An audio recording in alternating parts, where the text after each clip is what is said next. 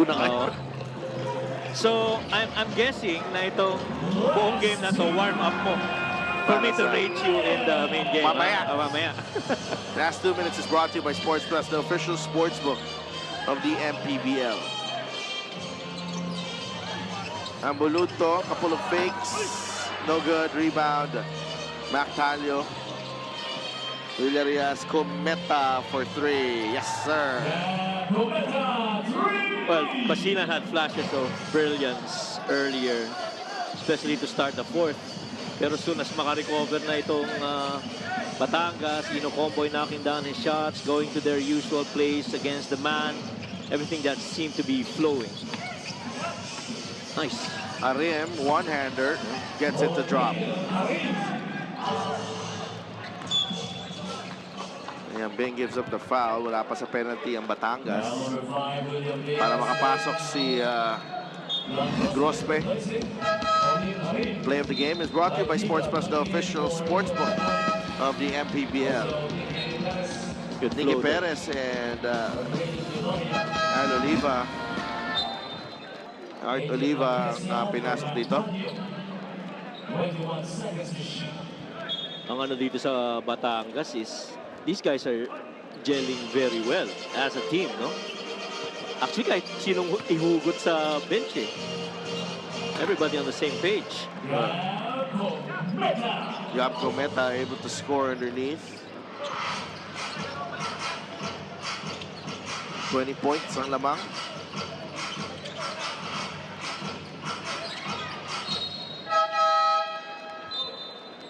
Rashidi Tingamo replacing Byron Villarias.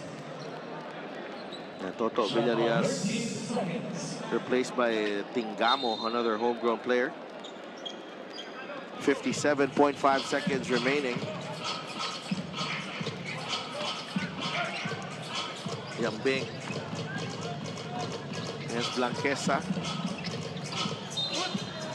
The foul on Blanquesa. Smart play there from Yambing. Number 66, Angel Blanquesa is first. Two free throws with Yambing. Well, one might say, when you speak of Basilan, their most, I guess, significant win so far in the last 5-6 games that they played was that one against Gensan, where they won by 3 points. They followed that up with that win against Imos. Tapos ayun na, yung mga laban against Abra, Zamboanga. They won over Marikina, and then this loss against Batangas. They have had challenges against higher tier teams, and if you're gonna be wanting to get past the playoffs, you're gonna have to really contend against dito sa mga teams na mention natin.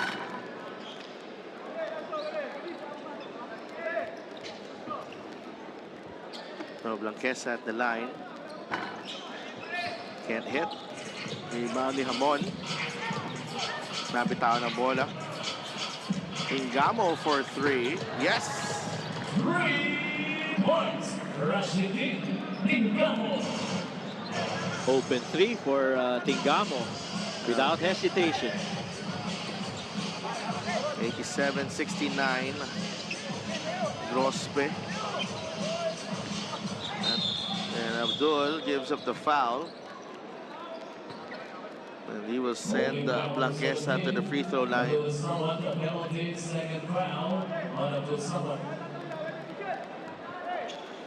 Only 14 seconds remaining. At puno na. At may mga dumarating pa galing sa labas. Well, the lower section is pretty much full. Yung sa taas, meron pa ng... Tsaka dito sa likod ng ring. Yep. But a really nice venue here in the city of Lapu-Lapu. So Abdul Sawat dribbling out the clock. So it is a successful trip to Cebu.